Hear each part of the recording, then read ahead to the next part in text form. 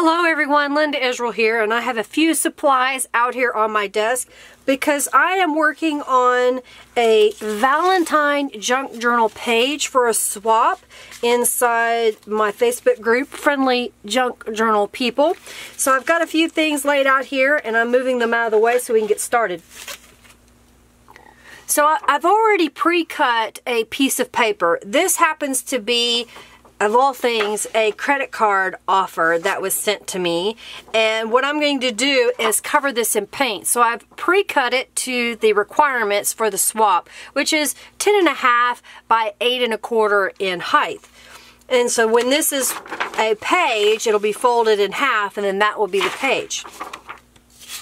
I've got some colors of just cheap acrylic craft paint. You know, this is a great way to alter the way a piece of paper looks. If you've got one that you don't like the color, you don't want the text that's on it, it could be an old newsletter, in my case, a credit card offer, so you can change that by adding some acrylic paint. So I've got some white and about 3 shades of pink here. And what I'm going to do is squirt out some onto a little palette, just to make it easier for spreading it onto the page.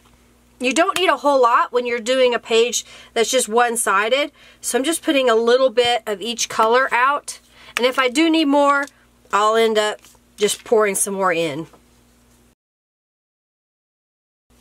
This paint must be really old.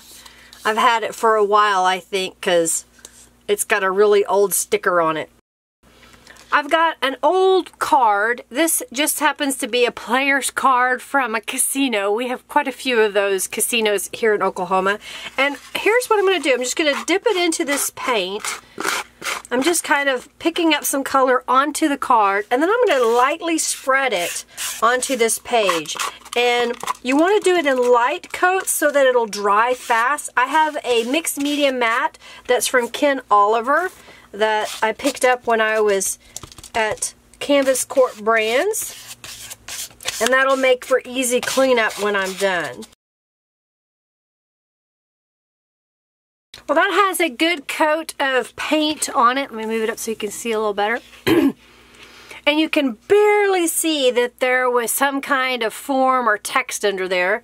The next thing I'm going to do is let this dry for a moment, and then I'm going to come back with a stencil and do some spray with Tattered Angel's Glimmer Mist. When you use a thin layer of paint, it dries really fast. So it's already dry. I put my hand on there and it's dry. I have created a stencil, and it may be hard for you to see in the camera shot, but it has hearts on it. And I use it, or I made it on my Cricut using transparency film and then just creating the image and then cutting it out. So I'm just laying it on here right now, trying to figure out where about that I want it. I usually use my spray box, but I'm going to spray right here without moving it. So I've got Party Pink Tattered Angel's Glimmer Mist, and I have Teacup Tattered Angel's Glimmer Mist, and I have Dazzling Diamonds. And if you'll notice in the bottom, let me get it to focus, there's mica. So you want to shake this up to get that mica moving around. Sometimes I even put a little ball in here to help move the mica around.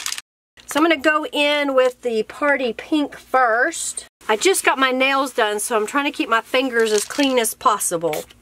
And then I'll go in with the Teacup and a little bit of Dazzling Diamonds. I've got a mop-up sheet of paper that I use whenever I have sprayed stuff to pick up whatever is on the stencil. You don't want to waste any of this, and you get something cool out of it. So that'll be a neat paper that I can use in other projects.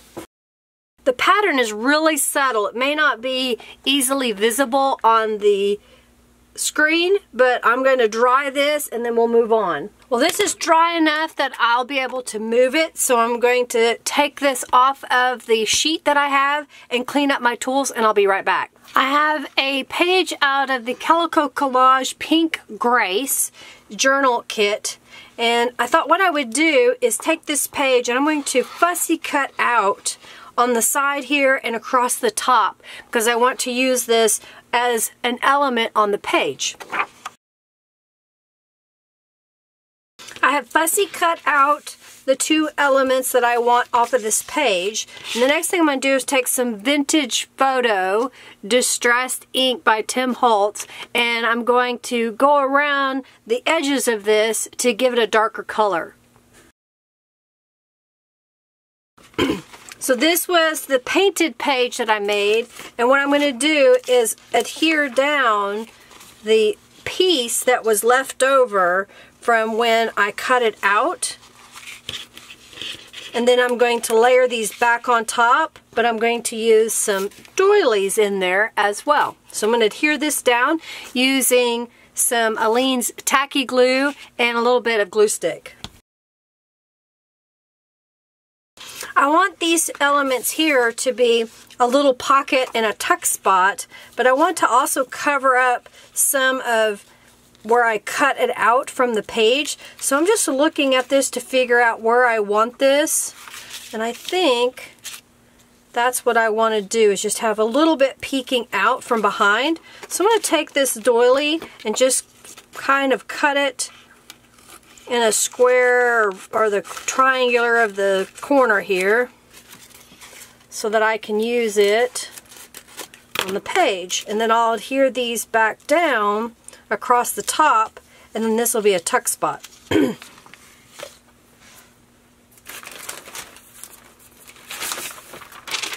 Now I want this doily to really stick well to this element, so I'm going to take some glue stick and adhere the two together.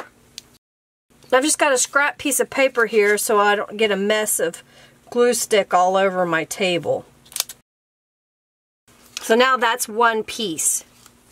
I'm going to do the same thing with this piece as well, just kind of figure out what works best to be able to have a little bit of this doily coming through.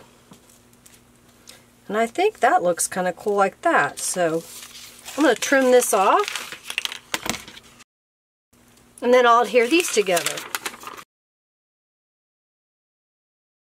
So the doilies are on here now, and I'm going to attach these back to the page. I'm going to trim off any excess that's sticking out. I'm going to use Aleene's tacky glue and glue on 3 sides so that it'll attach back to the page.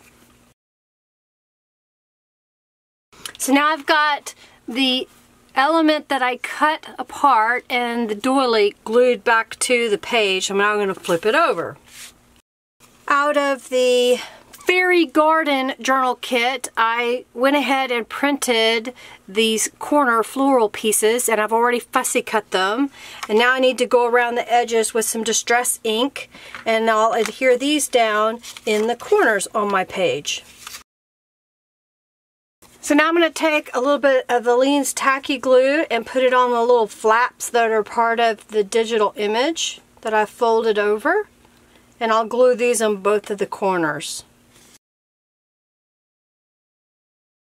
I've got a doily here that I'm folding in half because I think if I place it in the center, that will help this empty space just look a little bit prettier. So I'm going to cut it in half.